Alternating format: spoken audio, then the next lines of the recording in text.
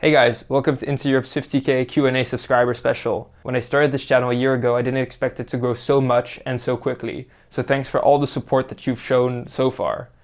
I wanted to take the time to answer some of your questions about who I am, what the goals of the channel are, and also how we proceed with choosing our topics. Over the course of the past couple weeks, I asked people on our Discord server, on Patreon, on YouTube to ask a couple of questions. So the first question is, what is your nationality? I'm French. How did you come up with the idea of making a channel like this? So Into Europe started as a Corona hobby when I was stranded at my parents during the first wave of COVID. I was supposed to be traveling in South America and learning Spanish, but because of the pandemic that all got canceled. And so instead I started making videos. Initially the name of the channel was called Planet Earth, with a little Earth as a logo, and I talked about sustainability. And eventually over time, the topic shifted from sustainability to sustainability in Europe, particularly around the Green Deal, to Europe just in general. I think it took me about until September of last year to come up with the name Into Europe. And at that point, I was making a series called 5 Minutes in Europe, where I would just take the news of the past week and summarize it in 5 minutes. And it took me a bit longer to come up with the format that you're now seeing on the channel. So the next question is, in the past, you've changed your video style. Do you plan on bringing the old one back or staying more with infographics, pictures, and montages of certain places? So for those who joined the channel later, when I started off this channel, I had this animated puppet of myself, which I used to sort of explain videos in a talk show style.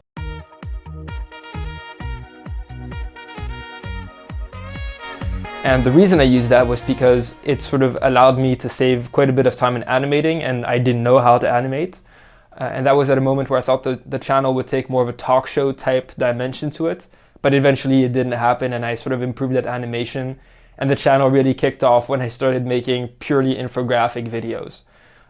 So the puppet is a nice thing that I had in the past, but it's not something that I think I'll be bringing back into the future. It also wasn't professional enough on a lot of aspects, especially when you're talking about difficult topics. Hi Hugo, I recently discovered this channel and I must say your videos are top quality level. Thank you. Are you the only one working on these videos or do you work with a team? And also, what is the background of the team? So I am working with a small team of people that are helping me out. My idea was always to have Into Europe be bigger than myself. I currently have some people that are helping me with animations and also with some scripts. Maybe in the future you'll meet them. The next question is, how long does it take you to come up with a full clip? How do you manage that workload with whatever else you're doing on the side? So I would say it takes about 6 weeks to go from idea to a finished video. That doesn't mean it takes 6 weeks of intense work. I think it takes about maybe 60 to 80 hours in total to make a video. So that takes into account research, script writing, rewriting, more rewriting, and then the animation and final checks. And then the post-production stuff like the subtitles, the thumbnail, and the quality checks. The reason it also takes that much time is because we're also busy with other stuff on the side, and Into Europe sometimes has to take the back seat. And how do I manage? Well, I have no idea, because Into Europe takes a lot of time, a lot of energy, a lot of effort. I've had to sacrifice quite some stuff to make it happen, but it just seems worth it up until now. What languages do I speak? This is a bit of a flex. I speak 5 languages, but I'll let you guess which ones in the comment section. So this is an interesting one. Why are you so left-wing instead of objective? So I understand that this question may come from some of the topics that we've covered over the past couple of weeks. I would disagree when someone says that Into Europe is left-wing. I think a more accurate description of the biases that this channel has is more Western European right now. And that just has to do with the type of people that are currently helping and also what my background is. And in the future, when the channel grows, I hope to involve more people from Eastern Europe to sort of get their input, tell their stories, and make the channel more about Europe in general rather than Western Europe as it is so far. What would I like to achieve with this channel? That's a good question, and I think sort of part of that is answered in the motto of the channel, sort of committing to Europe's democratic future. But the concrete answer to that would be to have a platform where European journalists, storytellers can publish their stories and share them with other Europeans. Because so far, I feel like a lot of the media that we consume as Europeans is sort of mediated from either the UK or the US, And while these platforms often share good stories and quality stories, they're not necessarily the stories that define Europeans in general. And it's something that I would like to help tackle in the future. The next question is, what do I find difficult with Into Europe? So I think over the past couple of months, I've been, together with the team I'm working with, refining our workflow.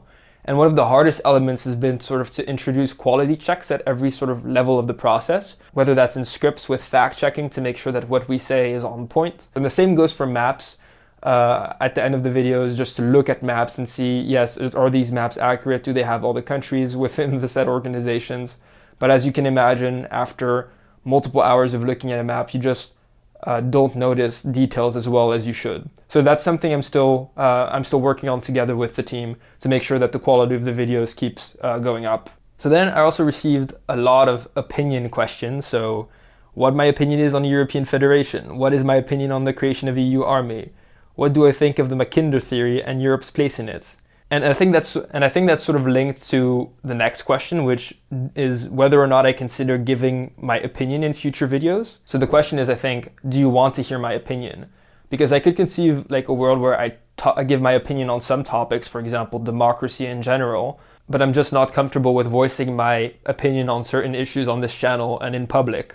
It's not that this channel won't host opinions on it at some point, but I would like to keep sort of myself as neutral and arbiter as possible, which is difficult when you're making animated videos on one hand, which would make it difficult to keep doing animated videos and give my opinion on the other hand and keeping them separate.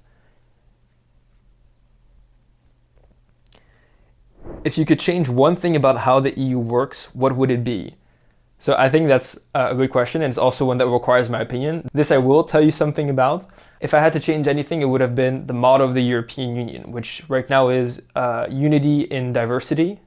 I would change it to something more like the French one, which is liberty, equality, fraternity, because I feel that it sort of embodies the democratic values of the country better. And even though it's aspirational and there are a lot of problems with that, it sort of does a better job at capturing the essence of what the country does. How do I choose which topics to make a video on?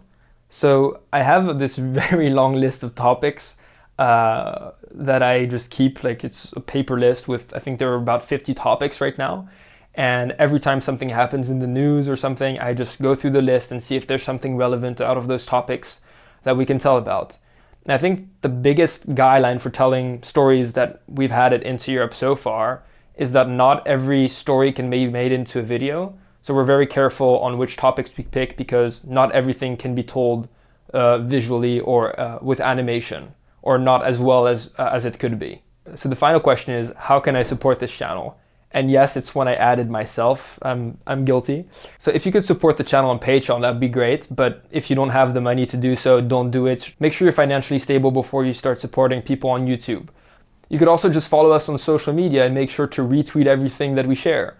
That'll help the channel grow. And the last way you can support us is by helping us grow the team. So if you know someone that has skills in animation, storytelling, or research, and is interested in Europe, just have them reach out to us. This was Into Europe. Thanks for watching. I'm not going to do that for this video. Bye guys.